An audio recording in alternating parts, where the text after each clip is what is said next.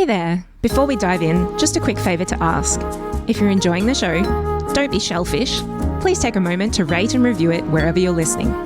It helps more people find us in the big blue ocean of podcasts. You can also support us by hitting that follow or subscribe button, following us on Instagram at Word on the Reef Podcast, and sharing the podcast link with a friend who might love it too. Thanks so much. Now let's get into today's episode.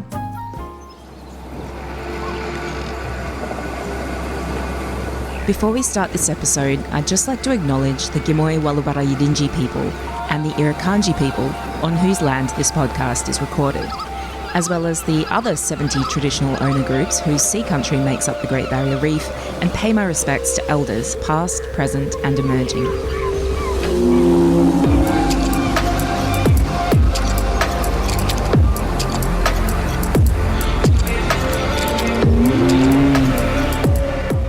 Good morning everyone and welcome to Word on the Reef. I'm your host, diver and marine conservationist Tanya Murphy, and joining me as always is Cairns Aquarium's marine educator and fish whisperer Brett Goodman. Good morning, geez, excited about this one. Yes, today's show is super exciting. Cool. We're talking all things sharks again, and this time we've got a guest who's not only swimming with them and researching them, but starring alongside sharks on Netflix. But before we dive into that, just a quick reef update. This week, the Australian Institute of Marine Science, or AIMS, released its latest report, and the news isn't great. The 2024 coral bleaching event was the worst on record, causing the largest annual coral cover decline in 39 years of monitoring. The southern region lost almost a third of its coral, the central region saw a 13.9% decline, and the north dropped by a quarter. And remember, this data is from last year's 2024, so we won't know the full impact of this year's mass bleaching event until next year, because it takes quite a while for them to gather all that data. Now, I still dive on the Great Barrier Reef fairly regularly, so take it from me, the reef is still a vast living wonder. There are still stunning spots of colour and life, and it's also whale season at the moment, so I'm very jealous. My friends' Insta stories are just flooded with videos of them swimming with whales, because I've got friends that are still working full time out on the liveaboards and things, and they're just swimming with whales every day. So there's still so much to see out there on the reef. But after 6 mass bleaching events in the last 9 years, this is a serious warning and an alarm bell for our reef. If we want to protect the reef for future generations, we need serious, urgent climate action. Australia remains one of the world's biggest carbon polluters per capita and continues to approve new coal and gas projects. For the sake of our reef, that has to change. So I'll pop a list of ways you can support climate action in the show notes at wordonthereef.com. Now is the time to swim towards solutions, not sink into despair. Nice. But now, back to the main course of today's show. I've got a question for all our listeners. Have you seen all the sharks yet? And no, I don't mean have you seen all the sharks in the ocean. That would be a whale of a bucket list. That'd be awesome. I mean, have you seen the brand new Netflix reality series, All the Sharks? Brett and I have been binge watching it over the past week, and we're absolutely obsessed. Yeah, we are, big time. So it's a reality TV show where 4 teams of 2 travel to some of the world's most incredible diving destinations and compete to find and photograph the most sharks. Rare species score higher points, and the successful team wins $50,000 to donate to their conservation charity of choice. That's so cool. Extremely cool. And the cinematography is breathtaking. Every scene is capturing the beauty and uniqueness of the marine life in these amazing locations. It also delivers a powerful message that sharks are not the ruthless predators that they've often been portrayed as in the past.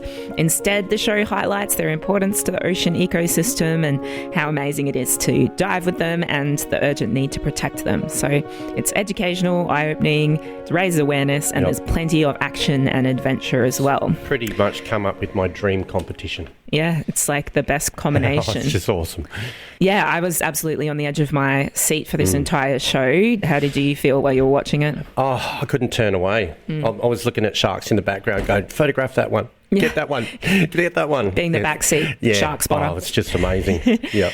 Well, strap in, because joining us on the show today is one of the stars of the Netflix show, Aliah Banchik, a marine biologist, artist and conservationist specialising in sharks and rays.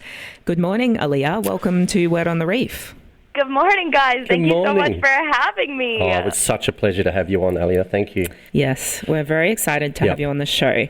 Now, even though Brett and I have definitely devoured the entire series, we solemnly swear not to drop any spoilers about the competition's outcomes for our listeners today. Instead, we're excited to talk about some of the incredible destinations you dived and some of the encounters you had without giving away any of the outcomes. So fingers crossed we'll succeed in that. I will also take part in that swear. I will not do any spoilers. Promise. Okay, so first let's find out more about you. You're currently based at the Sydney Institute of Marine Science, but you also, listeners might be detecting a non-Australian accent. So can you please tell us a bit about your background and how you came to be a shark and ray girly? Yeah, well, I am currently based in Sydney, Australia. I work for the Sydney Institute of Marine Science doing their communications and project management. But indeed, I am not a natural Aussie, sadly. I'm actually from New York City, so... Wow, different type of sharks. Yeah, different types of sharks. Different type. Shark Tank, that's what I grew up with. Right. Mark Cuban. Yes, that's right.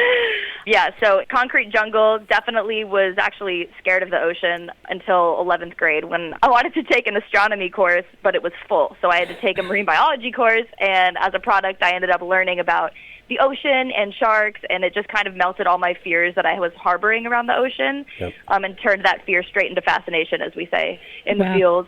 Yeah, so that's kind of the thing that got me interested in sharks. But generally, I was scared of the ocean. And then moving more towards my current situation, I actually studied psychology as my undergrad degree, not marine biology. I did a minor in marine biology and also Spanish, which is pretty random use of skills.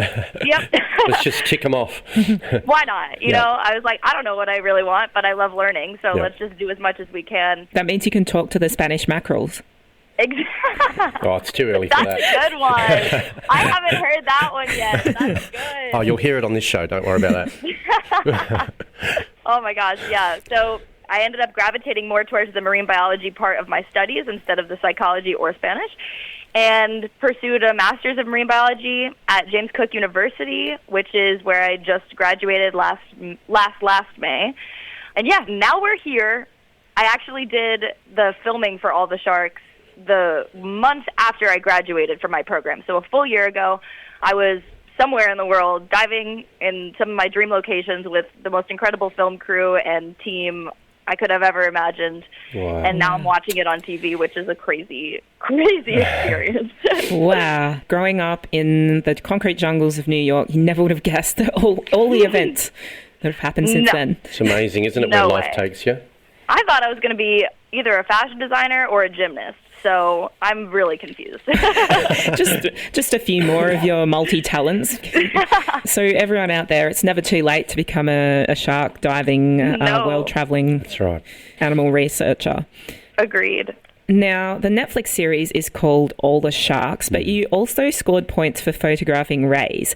Can you tell us, because a lot of people are surprised to find out, what is the relationship between sharks and rays? Oh my gosh, yes, such a great question. Sharks and rays are actually cousins. So sharks and rays are two types of cartilaginous fishes, the third being chimeras, but sharks and rays belong to the class Elasmobranchii, which is our cartilaginous friends that include the skates, rays, and sharks.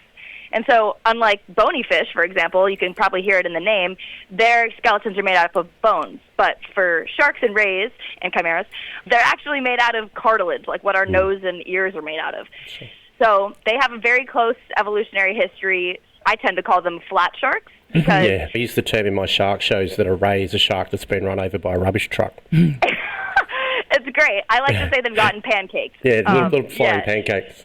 Yeah. It's exactly true. Sea pancakes are another great term for them. But, yeah, the scientific name for that kind of body morphology is you would just say they're dorsoventrally flattened, which is essentially saying that they have been pancaked by a dump truck, as you said. Yeah. Yes. Yeah, repeat that at home for all the listeners to make sure they learn their terms. Yes. Yes. There'll be a quiz next week, listeners. All right. This is the word of the day. Dorsoventrally flattened. Let's chuck it on a shirt. Let's just put it on a shirt. I love it, honestly. Actually, speaking of shirts, while I remember, you were wearing a shirt in the show that had Aliah Banchik. What was it? I looked at it and went, I've got to get one of those. Oh my gosh, thank you for noticing. Oh, it was actually one of our Finstitute shirts. That's the one. I was looking at it going, I've got to get me one of them. Absolutely. They're for sale. I can send you the link. Brett's amassing quite a collection of T-shirts from all the people we've talked to. Yeah. Oh, that's good. Yeah. So that's good. I definitely take pride in very nerdy, punny merch. So this is just one for you. I don't know if you've come across this one yet, but I just made an entire sweatshirt that has a bunch of rays all over it. Mm. And it says, I'm a Barbie girl. You get it? It's like stingrays have barbs. Stop it. Yeah, Brett, you'll look great in that one. It's pink. It'll match beautifully. Okay, so elasmobranchs are sharks and rays. Rays are pancake sharks. And I think that helps to remove some of the stereotype that all sharks are jawsome predators. Because many of the sharks and rays just have sort of a almost like a toothless mouth that they use to suck up things out of the sand. So they're quite cute and harmless. Little vacuum cleaners. Yeah. And if you also think about it, like, this is a personal mission of mine to, like, kind of redefine sharks as being apex predators as, like, a blanket statement. Yes, because that's right. the reality is that the majority of them are not apex predators. If you look and watch all the sharks and you see, for example, the Japan episode, if you look at a banded hound shark, you look at that and you are not thinking, you're not thinking that's an apex predator right there. Yeah. You're thinking, oh my goodness, look at his little subterranean mouth. You see a little epaulette shark walking towards you and go, mate, you're not scary. Exactly. Like, are you fearing, like, is that the top of the food chain? Is that the apex predator of the Great Barrier Reef? Can't be scary. So, no, those are mesopredators. And actually a lot of sharks and rays are mesopredators. So I think, defining them, steering away from that classic narrative, which I think the show does so beautifully, of defining sharks as these mindless, man-eating machines, these apex predators. It's like, well, actually, most of them are mesopredators, and they're actually not all crazy and gruesome and, you know. Can you define that term, mesopredator? Yeah, mesopredator is just, not up at the top of the food chain, more sitting in the middle of the food chain. They are eaten, and they also eat other organisms, like other animals. So they're kind of hanging out in the middle there. I like to describe them as, people love puppies, right? But dogs range from huge, terrifying guard dogs through to little, Jack Russells and sausage dogs and Chihuahuas. So exactly. It's a range. There's a lot of Chihuahua versions of sharks as well. Right, exactly. Like, you wouldn't get a Chihuahua and be like, that's a guard dog. That's right. Like, no way. And it's also the stigma around the term apex predator for the general public too. Do you know what I mean? As soon as they hear apex predator, they've just got every horror movie they've ever watched running through their heads. 100%. And that's what I do at the beginning of my shark shows. Is explain that an apex predator is the laziest creature because it wants to eat the sick and injured. It just wants to float around the ocean looking amazing all day. It's so true. And if we do want to be, very stringent with our use of the term apex predator, that would be us, my friends. That's it. We are definitely apex, yes. Are certainly, like, the shark populations are not doing so well globally, which I'm sure we'll get into later, but it's not their fault. It's our fault. That's exactly we are the ones that are making that impact on the ecosystem. So if anybody's an apex predator top of the food chain, it's us.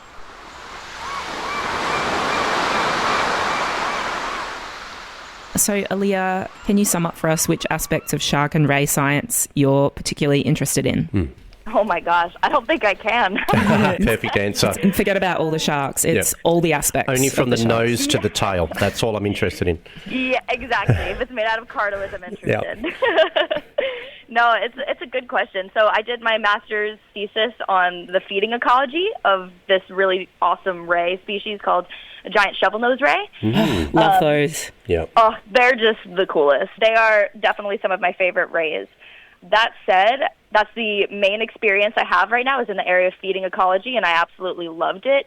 But I'm also really, really interested in understanding sensory systems of sharks and rays, even like boldness, personality traits of them, and also morphology, like learning the evolution of different morphologies. Like, for one, I think one of the craziest facts for me personally is that hammerheads are the most recently evolutionarily derived form of a shark. Oh, so they're like they've reached peak shark at that stage. At the moment, at least. And it's so interesting to me because to me, they look like some of the more prehistoric sharks. Yeah. They look like a dinosaur, but the reality is that is the body form that has been most evolutionarily advantageous in the past, hundreds of thousands of years. And I think that's so cool. And I just want to learn more about that. So I don't know.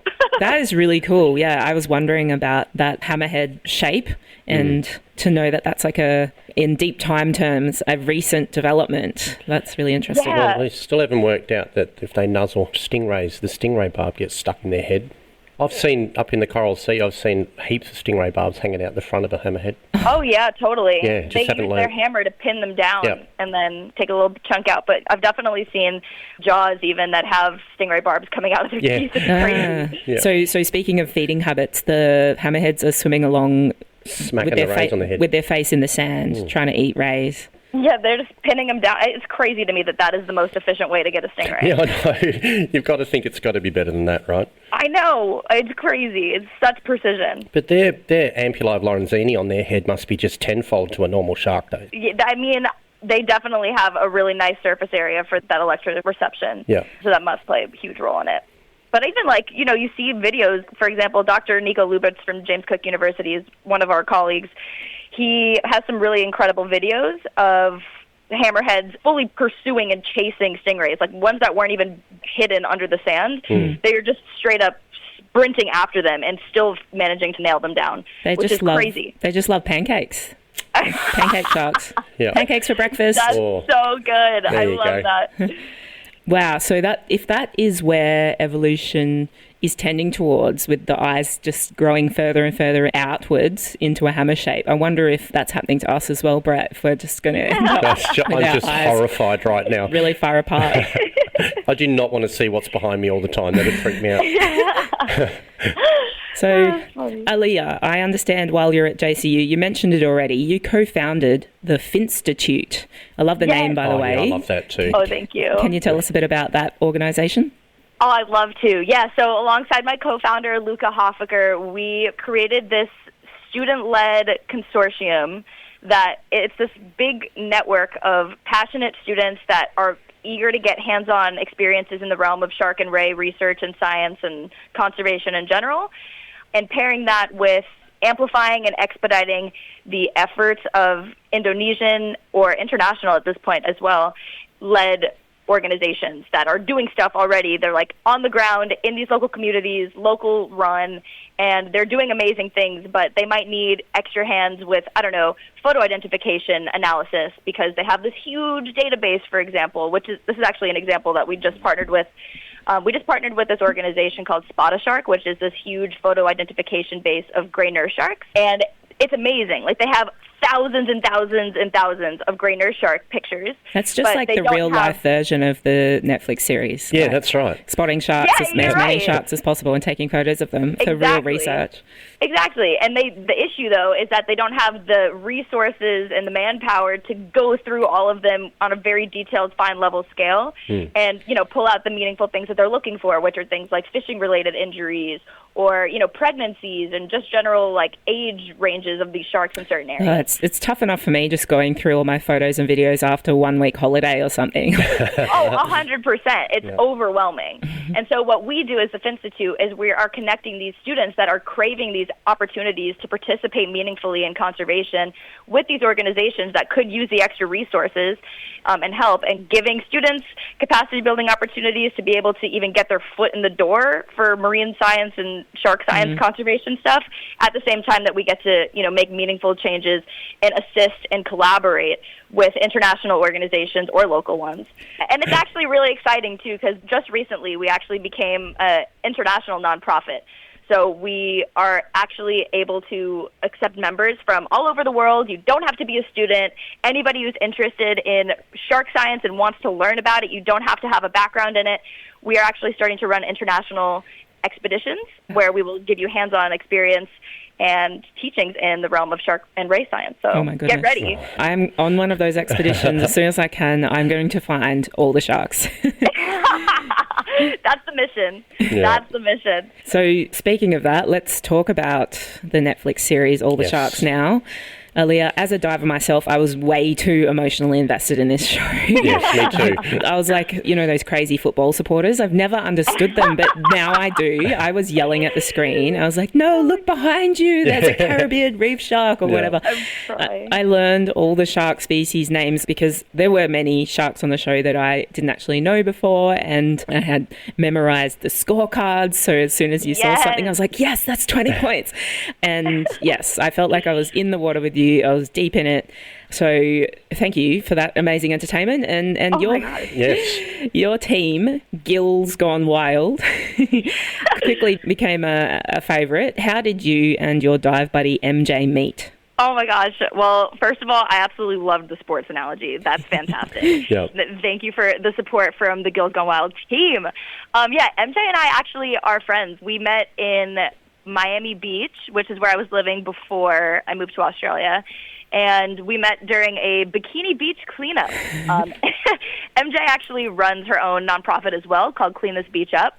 And I had just started this graphic design and underwater photography company called Naked for Nature, and I was running my first art show. And so as a promotion for that art show, I actually reached out to MJ and her organization to see if they wanted to do this kind of promotional beach cleanup.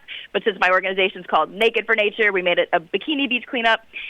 Did the men have to wear bikinis as well? Yes, it was mandatory. So nobody came. Put them in mankinis, that'll sort them out. Exactly. I know. Just need some budgie smugglers. You know, that counts. You're now officially an Aussie by saying that, by the way. Thank you so much. Welcome. Oh my gosh. I can feel the passport migrating to me right now. Yep. Wow. If you did a bikini beach cleanup in far north Queensland, you'd end up getting stung by a jellyfish or Yeah, a little bit hazardous up here. Yeah. Oh my gosh, don't even get I'm a redhead, so like the sun exposure, I could never.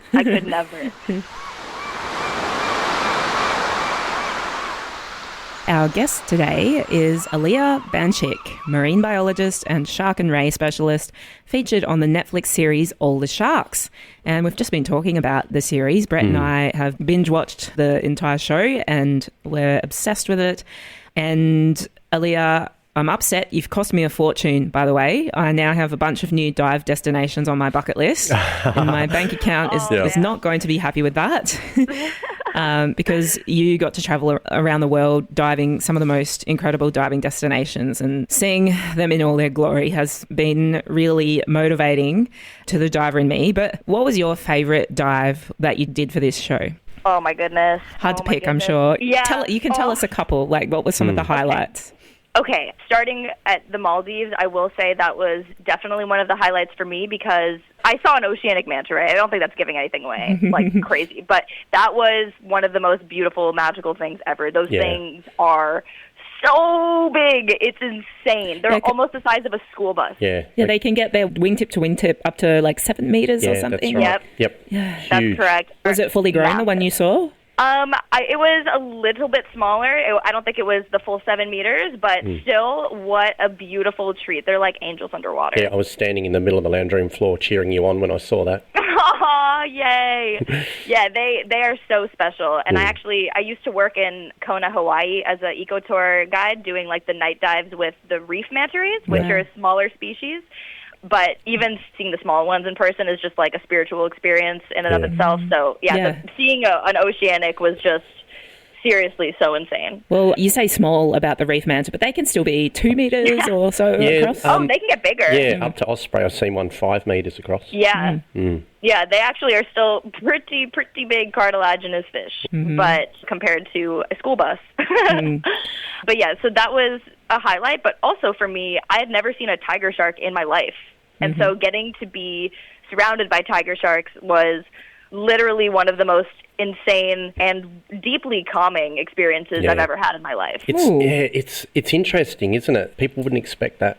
Have you dived with a tiger shark, Brett? I have come across one by accident that came around behind me up at the cod hole. Just drifted Classic past. tiger. So, yeah, he sort of snuck up on me a bit, and I just took a breath and watched him go past. It's humbling. That's what it is. It's so humbling. You put in your place very quickly. You know, you just realise this isn't our ocean, it's there. So I'm just going to sit here. You go past, big fella. Wherever you're going, you just keep going that way. All of a sudden, you're like trying to make myself as small as possible, and I'm sorry. Yeah. I'm sorry for existing. But sorry. I'm hiding next to a cleaner ass, so that's not really helping anybody. Don't move, buddy. Just stay there. Oh my gosh. No, I think it's such a special experience to be able to coexist in that way in their environment. Yep. It was deeply peaceful. I know that sounds kind of weird and crazy, but at least for this experience where I was fully expecting to see a ton of tiger sharks. Like for yours, maybe it was like at first, whoa, okay, hello. You know, now I'm calm, but I wasn't after I just saw you out of nowhere. For me, I was expecting to be surrounded by a bunch of them. And I just remember holding on to this piece of rock because there was a really strong current, and watching one just come very slowly and calmly just approach me almost till it was less than a meter away from my face, and then turn just so that its eye could see me. And I cried underwater. It was one of the most beautiful, most connected experiences I've ever felt to the underwater world. And that's something that you have to experience yourself, isn't it? Like when we see a massive whale underwater, or when I used to do the shark feeds up in Osprey and film them, you just feel so connected with them. They're just big giants. And everything just stops. Like you realize like nothing else matters in that moment except what is right in front of you. And I think that's just so powerful. Yeah, that's what you could call like a peak life experience where you're 100%. It's like you've reached 20 years of Buddhist meditation and all your senses. It's almost like being accepted by them as well. It does feel like that. When we get into their world, it's a privilege every time we get in there. And to have something so big just look straight at you, it's almost like a little bit of a head nod, you know? Yeah. You're all good. I see you. Yeah, you're welcome to my home. You just stay there, right? This is our planet. That's right. Yeah. I totally agree with that. I love what you said, that it's a privilege every time. I totally agree with that. Yeah, some moments like that in your life really fades out all the noise and makes you hyper-focused in a way that, like I was saying, some people have to meditate for 20 years to get that level of focusing on the present moment. But exactly. Nature can do it There's for you. There's going to be a lot of people out there listening to this going, I don't see myself looking at a tiger shark as being meditation. You've got to be there. You've got to feel it. You know, you don't have to start with tiger sharks necessarily, but maybe for an me, epaulette. Start just little walking shark. Therapy. Yeah. I have pretty rampant ADHD, if you guys couldn't tell from this conversation, but I find it really, really hard for my brain to ever focus on one thing or just be silent. And I do remember vividly the first time that I went shark diving in Jupiter, Florida. I was actually pretty nervous because you don't do cage diving there. And I was like, I don't know what this is going to feel like. And my heart rate was really high right before, but as soon as I got in the water, it was a mix between being suspended in this perfect blue water, which is a natural cure to anxiety because of the pressure that you have around your body when you're in water, and then being surrounded by literally prehistoric creatures that have survived mass extinctions throughout evolutionary histories. And knowing that they are, the ones that I was diving with here were in fact apex predators. And the kind of heightened awareness that you have just from like a human evolutionary like survival need is just, it gives you the most pinpoint focus that you literally have zero other thoughts going through your mind. Well, and my heart rate has never been so low in my life than when I was on a shark dive, and it's my deepest form of meditation. I'm definitely in the same boat as you. I'm just crazy. I could make a cup of tea and then vacuum the car in 3 seconds. I have the worst ADHD on the planet.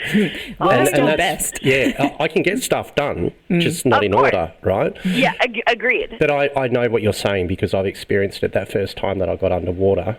I felt calm that I'd never felt before. I was so hyper-focused, and I thought, this is where I need to be. This is where I'm connected the most, and I don't know, I just loved it ever since. So powerful. Yeah, it is. You did a psychology undergrad as well, Aliah, and now we know what the prescription is. Go diving. Everyone just needs to go diving. Go diving. That's it. Yeah. That's it. I mean, the natural environment is where humans spent hundreds of thousands of years, and that's where these special superpowers and neurodivergences were so helpful. So Exactly. It's so true. Yeah, wow. We've drifted off then, haven't we? I think one of your Instagram posts was, I don't know if the solutions to all my problems are at the bottom of the ocean, but I better just go and check just in case. I love that. Yeah, I'll be back in about, 3 weeks. Exactly. Oh my gosh, there was actually such a funny meme going around the diving community during COVID where it was like, scientists say the only safe place to be is underwater right now, and it was a picture of a tech diver with like 50 tanks. Perfect. Yeah. Yeah. Wow. So hopefully that helps some people to understand why we get addicted to diving with sharks. Yep. It's like... Mental clarity. Once you get that feeling of acceptance, it changes everything. So maybe I won't name the locations because I don't want to give away to people which locations you got to go to specifically maybe, but you did do one dive on the Great Barrier Reef, which was a home ground advantage for you, wasn't it? One would have thought. Yeah. I would just like to say I am obsessed with Heron Island. That is definitely, I was going to say that one next. That was one of my favorite places. That is one of my favorite places in the world that I've ever dived. It is just such a magical place, especially if you are a ray enthusiast, because holy cow, there is just everything. And there was even some rays that they didn't even show that we got to see on the show. For example, this wasn't on the show, so it's not a spoiler, but I saw actually a freaking wedgefish at night, and it was so cool. We were doing like a little nighttime snorkel, and this dude just seeked me out. Like, he came, checked me out straight up, and then turned, and I, like a crazy lunatic like I am, I screamed into my snorkel out of pure excitement, and it got kind of spooked and then went off. But, like, I am obsessed. It's also an incredible nursery ground, seemingly, for the giant shovel-nosed rays that I was studying up in Townsville. So I've seen a ton of those in a previous trip that I had taken to Heron Island. And wow. It's such a special place. I have no words to really describe it truly. What was the first thing that you said? A wedgefish? A wedgefish, yes. So these guys always get confused. You get guitar fishes and wedge fishes. They always get lumped into random groupings together, but they typically, that collection of fish, which have this really funky body morphology that kind of looks like a shark and a ray, it kind of looks like a ray that decided it wanted to be a shark halfway through evolving.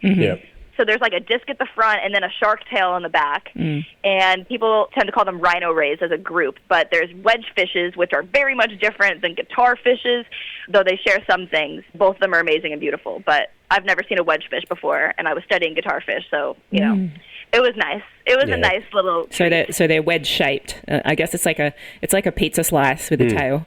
There you go. Yeah, that's actually pretty spot on. We've got a couple of shovel-nosed rays in our oceanarium at work. We call them Cass and Kim because they've both got an attitude. You look underneath them, they look like they want to speak to a manager. They always look really grumpy. That's like when they look back at you, it's so funny. Oh my gosh. They just sit on the tunnel and judge people all day as they walk past. Oh yeah? That's so It's good. so judgy. Watch out when you go to the Cairns Aquarium, you will get judged by frowning sharks. They're so sweet. They're so sweet.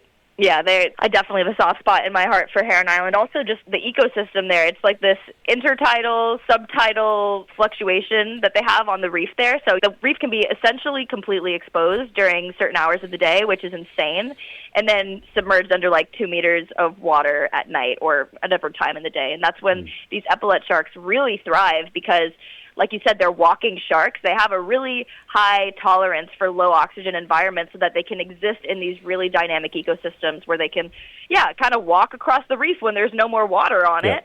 And then when the water comes back, they're thriving and swimming around or hiding under a coral bommy. It's just so cool. Yeah.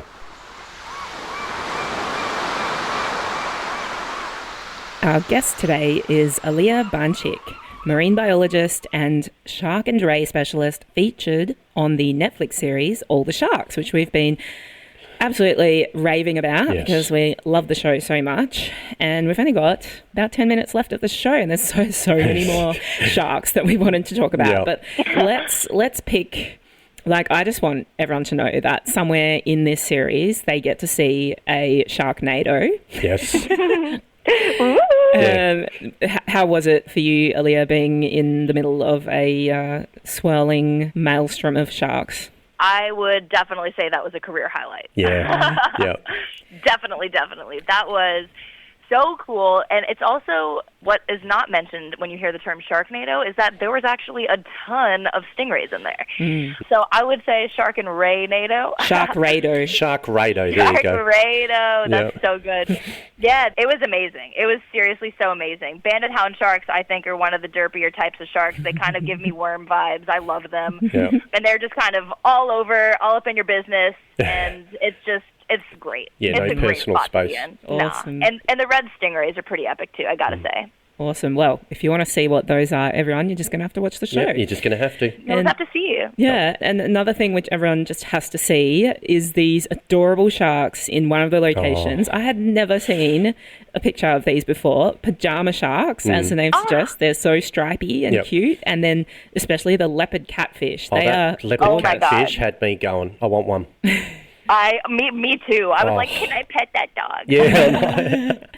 Yeah, and it's actually, there's a lot of things that humans aren't very creative with their naming. Everything that has spots ends up getting called leopard something. So we've got leopard sea cucumbers because they have spots. And then we just have plain leopard sharks because they have spots. But the leopard catfish is the most identical to an actual leopard. It's absolutely extraordinary looking animal, isn't he? Yeah. To me, it looks like almost like you told a 3-year-old to draw the pattern on it. Yeah. Like it looks like they're like squiggled on, but they're perfect, but they look like they've been penciled on. So cute. So adorable. Oh my gosh. All right, well, everyone out there, if you want to see these ridiculous little sharks, make sure you watch the show. But okay, so here's a spicy question. On several dives on the show, you were encouraged to chum the water to attract more sharks, which is good for TV, but we're not allowed to do that in the Great Barrier Reef, in the green zones. What are your thoughts on that practice? Yeah, if I've learned anything from my time in science and in shark conservation, nothing is black and white. So I think there's definitely situations where it doesn't make sense and you shouldn't do it. And then there's situations where it does make sense and it's advantageous. It's kind of like how I view aquariums as well. I think that there's obviously pros and cons to aquariums, but I think the net benefit to most aquariums is that it literally sparks interest in a number of people who might not ever experience the ocean in its truest form, and then creates more advocates that then go on to protect it. So as long as there's a net positive and there's not like a long-term consequence, I think it's all right. Especially in the show, like, for example, the reason I felt comfortable doing it there is because we were always following local guidelines and practices. Like, the local dive guides would always come out with us for every single dive, and they would be the ones to instruct us on how to use it, how they typically do it for their dives, and whatnot. So we would never go out of our way to do it in places where you're not supposed to or where they don't already have that infrastructure set up. Which I think is really important. I wouldn't ever advocate for just going out and throwing a bunch of chum in the water and then jumping in. You want to make sure you're going with professionals who have a lot of experience doing those things. But at the end of the day, I think it also comes to show how little interest sharks truly have in us. Because we had to use chum to get them to come to us, and oftentimes they still didn't. Yeah, that's right. So I hope that does break some stereotypes around sharks, people thinking, as soon as I get in the water, they're going to come after me. It's like, even if you put some fish scraps in the water, they won't even come to you. Yeah, there was there's one particular episode where that is quite obvious. Yes. Yeah, and so, you can tell that we all love diving with sharks, but that moment when you guys had the choice to use chum and dead fish in the water, known for its great white sharks, I was like, okay. How was that? How was that? What had that feel for you? Honestly, that felt fine, because at the end of the day, like, the research has shown that great white sharks have literally not made an appearance there in 5 years because of certain other apex predators of the ocean that come and scare them away. So I was feeling pretty good about that. And then I was also feeling pretty good about the amount of chum that we were bringing down. We had like a tiny little, essentially sandwich bag of sardines that we smashed up, which is not the primary food source of these kind of apex predators that we're talking about. So I really had zero qualms doing that. Like, it was such a small amount of fish, and again, not the fish that would interest them. And also under the guidance of the local dive guides that literally work and do these tours on the daily. Like, that's how they get the target species to come out, which were the derpy little wormy sharks. Yeah, well, that's, we understand shark behaviour. You would have had more chance of a great white turning up if you did star jumps underwater or carried a small battery in your pocket. Do you know what I mean? If you'd taken a little AA battery in your pocket, you probably would have found one pretty quick. Right, exactly. Yeah. Like, a lot of factors went into that decision, and under the guidance of the locals, that made me feel good, and also just knowing. But did any of the teams see a great white shark? Well, you'll just have to watch the show. I like that. Yeah, we're going to keep people hanging. Okay, so we've only got... I just got one quick question, though. I've got to ask this, right, because I noticed it. Great British Bait-Off, the guy in the team, was that a megalodon tooth around his neck? Oh, Dan, I think it must have been. So he's actually got a really cool background doing some TED Talks about great white shark behavior, because he's done a lot of it in South Africa. So it probably was either great white or a meg tooth. Yeah, I was fixated on it. I'm sure that's a meg tooth. Got to get yourself one, right? I've got a few at work. You have to find it yourself, though. For any listeners that aren't aware, those are fossilized tooth from the world's largest shark that ever lived, now extinct. Megalodon. Now extinct, but the fossils are lying around somewhere out there. Okay, so how do we use 3 more minutes, guys? We could literally talk. We're going to have to get you back on the show again. We got 2 years of repeat guests lined up. Let me scan the remaining questions and pick out 2 more of the most important ones. So rapid fire. So I want everyone to know that, as if starring in a Netflix series and studying marine life and running conservation initiatives wasn't enough, I want to plug the fact that you've also written a book and given a TED Talk about your experience with dyslexia.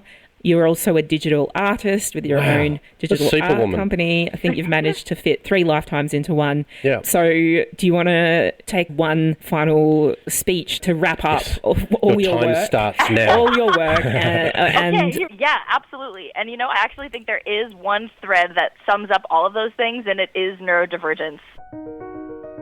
At the end of the day, I attribute any of my successes to my different way of thinking, which is a combination of ADHD and dyslexia. And I became very much aware of that in the school system when I was doing really badly in school for a long, long time and had no idea how I could fix it no matter how hard I tried until I redid the system for myself. Like, I figured out how my brain worked, and then I did everything in line with how my brain worked instead of how I was taught to do it. Yep. And then that was the key to my success, which then led me to want to share that with other people, because I did grow up for so long feeling inadequate and not smart. I thought I was going to be a fashion designer and athlete because I didn't think I had another option. I thought that wasn't just for me. So that's such a good message. It's really important, and I think that it's becoming increasingly sought after, which is incredible, like this kind of different way of thinking in the realm of STEM. And I do feel that one of the things I'm really passionate about advocating for, since I have this incredible platform from all the sharks, and I now have this kind of, mentality of being the shark and ray specialist, I want to show people that a different way of thinking is not an inhibitor to your success. It might very well be the key to your success. Yep. And I want to show people that because the classic education system might have failed you and you've done poorly in school grades-wise, keep pushing and find the things that work for you, because at the end of the day, your different way of thinking might just get you on a Netflix show. Oh, that's perfect. and achieving a bunch of other things. Yes. We've only got 30 seconds left, but everyone go and look up Aliah Banchik, check out her website, follow her on Instagram, check out her digital art, support the Finstitute and all the work to protect the sharks and rays. Grabbing a Les from Brank shirt. Yeah. Yes. And best fishes, and see you next time. Oh, thank you so Thanks, much, buddy. guys. Have a great week. You.